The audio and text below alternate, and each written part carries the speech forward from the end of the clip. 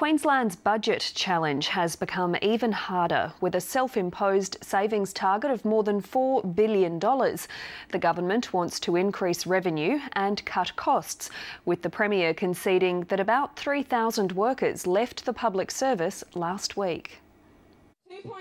Many public servants' contracts expired on what the public sector union called Black Friday. The Premier couldn't say how many, but the union estimated 2,000 or 3,000. The union figure of around 3,000 is probably in the ballpark, but I insist I don't. I'm not going to be held to that before we actually see the precise figure. Remaining workers have been offered pay rises of 2.2 to 2.6%.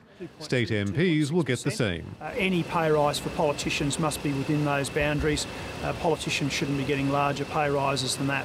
The tough measures follow the Costello audit, which called for savings of $3 billion in 3 years. The Treasurer has told ABC News the actual target is more than $4 billion. So that's the task.